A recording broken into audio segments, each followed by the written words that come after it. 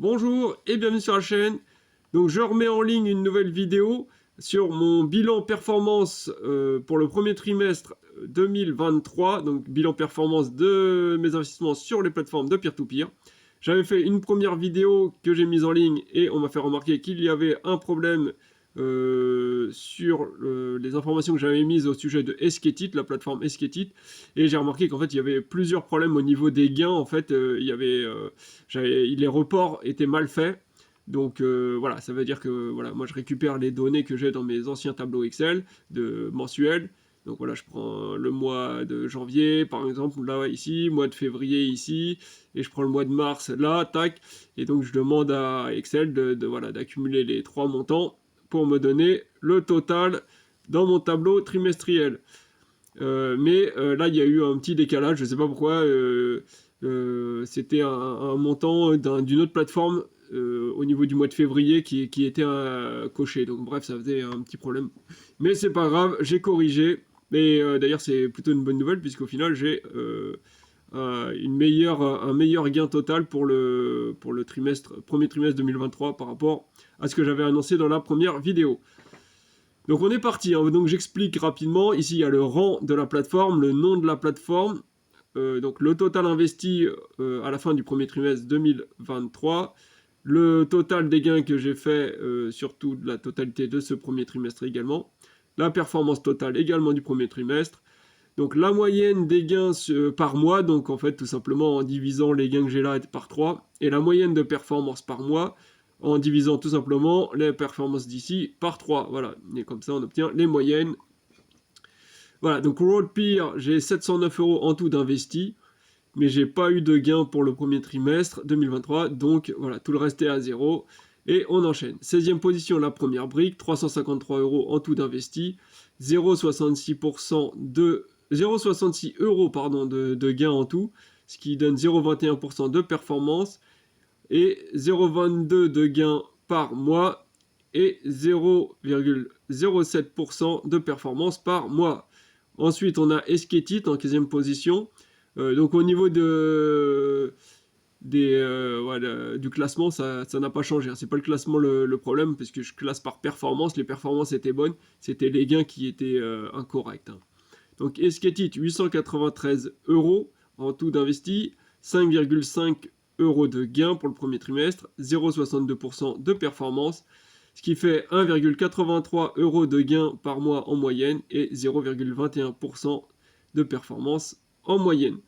Donc là, ces trois plateformes se retrouvent dans les dernières positions, mais ça ne veut pas du tout dire que c'est des mauvaises plateformes, ni rien du tout. C'est des plateformes sur lesquelles j'ai commencé à investir que très récemment.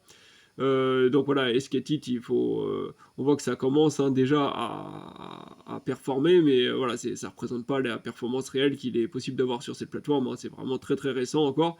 Et la première brique est Roadpeer, c'est pareil, j'ai commencé à investir depuis un tout petit peu plus longtemps, mais là c'est les plateformes sur lesquelles on investit sur des projets immobiliers. Donc en général, ça prend toujours plus de temps avant de générer des gains, hein, puisque les échéances sont un peu plus longues, c'est peut-être parfois par trimestre, des fois c'est carrément, il faut attendre la fin du projet pour obtenir nos intérêts et tous les remboursements. Donc voilà, faut pas se tromper, hein, le classement ne représente pas la qualité des plateformes, voilà, pas forcément en tout cas. Là, hein, quand je précise comme ça, là, voilà, c'est vraiment des plateformes où j'ai commencé à investir que très récemment, donc ça ne veut pas dire qu'elles sont nulles, hein, loin de là même, hein, c'est peut-être même parmi les meilleures de tout le lot. Ensuite, en 14e position, on a Bondora, où j'ai beaucoup désinvesti durant le premier trimestre, donc il me reste plus que 50 € alors que j'avais quelque chose comme 2000 €. 16,9 € de gain donc à la fin du premier trimestre, 0,90% de performance en tout, ce qui fait 5,63 € de gain en moyenne et 0,30% de performance en moyenne également. 13e position, on a Peerberry avec 7409 € en tout d'investi, 110 € de gain, 1,50% de performance, et donc 36,76 € de gain en moyenne par mois et 0,50% de performance. 12e position, October, 582 € en tout d'investi, 9,74 € de gain, 1,57% de performance, ce qui donne 3,24 € de gain par mois en moyenne et 0,52% de performance en moyenne par mois également.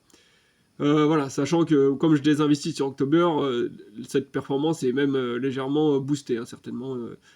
Voilà, forcément, comme quand je désinvestis, c'est toujours comme ça. Donc pareil pour Bondora, comme j'ai pas mal désinvesti, la performance est en plus un peu boostée.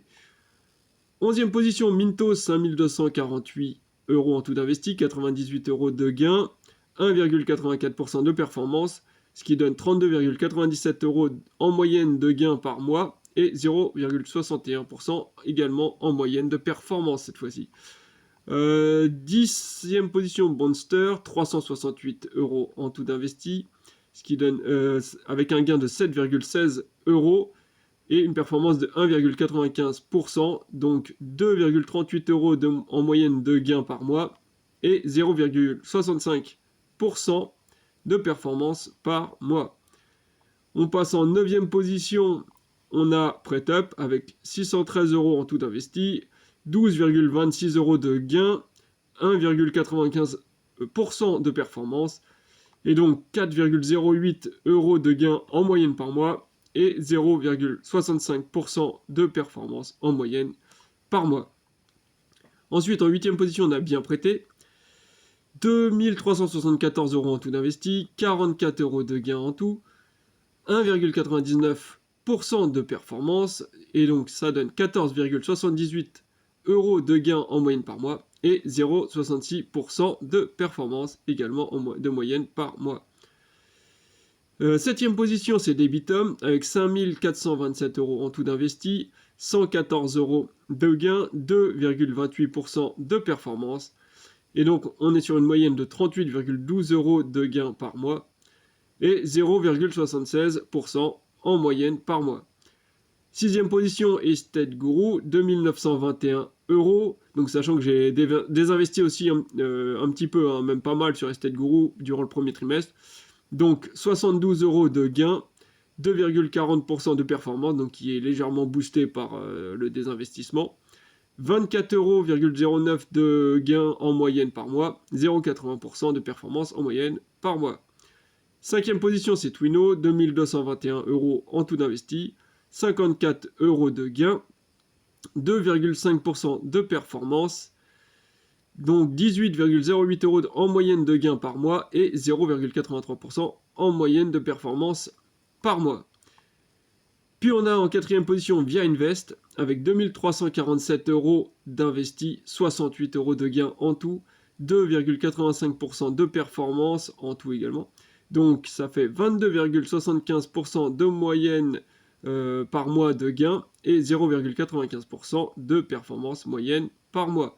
Puis on a là en 3e position RoboCash avec 11 908 € en tout d'investi sur la plateforme, 348 € de gain, 2,96% de performance, ce qui donne une moyenne de 116,14 € de gain par mois et 0,99% de performance en moyenne par mois. Donc là, on commence à arriver dans les performances vraiment très intéressantes.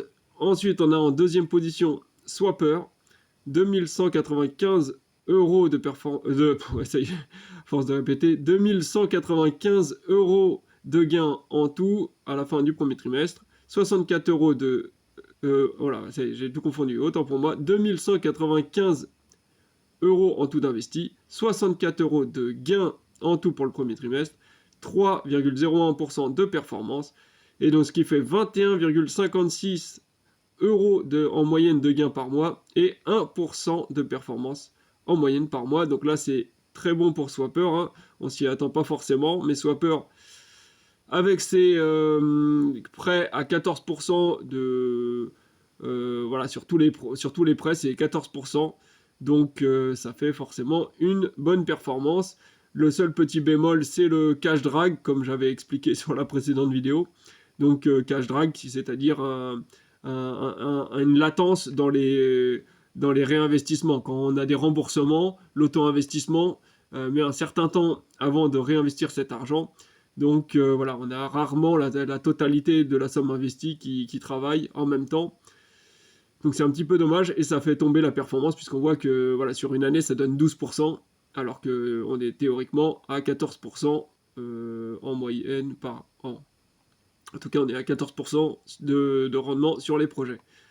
En première position, c'est l'undermarket, 3162 € en tout d'investi, 113 € de gain en tout, 4,02% de performance, et ce qui donne 37,93 € de gain en moyenne par mois et 1,34% de performance par mois en moyenne. Donc là, c'est du très bon pour l'undermarket. C'est voilà, pas trop de surprise. C'est bien l'undermarket qui est en première position. Au niveau des totaux, donc montant total investi au premier trimestre 2023, enfin à la fin du premier trimestre, donc sur l'ensemble de ces plateformes qui ont été citées, j'ai 48 786 €. Et au niveau des gains, donc pareil, toute plateforme que j'ai citée là confondue, 1141 € en tout, donc sur un trimestre, ce qui donne une performance de 2,37%, 380,62 € de gains en moyenne par mois pour le premier trimestre, toujours 2023, et 0,79% de performance par mois. Donc c'est plutôt un bon trimestre, hein, puisque on va comparer avec le bilan 2022, donc l'année, voilà, les performances de l'année 2022. Donc là, on note 380 € de gains en moyenne par mois, alors qu'en moyenne, en 2022, j'étais à 357 €. Donc voilà, j'ai quand même bien augmenté ma moyenne de gains par mois en ce début d'année 2023. Performance 0,79 contre 0,73 en 2022. Donc là, pareil, mon premier trimestre est bien meilleur, enfin un petit peu meilleur en performance que le bilan 2022. Là, on voit que j'ai 49 000 € en tout d'investi en 2022 sur, voilà, sur toutes les plateformes de peer-to-peer. Et alors qu'au premier trimestre, je n'ai plus, entre guillemets, que 48 786. Alors, ce n'est pas que j'ai désinvesti durant le premier trimestre, mais c'est que j'ai retiré du classement, donc CoinLoan, voilà, qui était ici, 2847 €, voilà, qui ont été retirés, puisque, comme j'avais expliqué déjà dans les précédentes vidéos, CoinLoan maintenant exige, pour avoir les meilleurs rendements, de bloquer son argent pendant de très longues périodes, hein, ça va aller même sur 1 an pour avoir les meilleurs rendements. Du coup, voilà, chaque mois, il n'y aura pas de gain, il n'y aura plus de performance, plus rien, tout sera à zéro pendant de longs mois. Du coup, ça sert à, voilà, j'ai préféré retirer la plateforme du classement, sachant en plus que c'était une plateforme de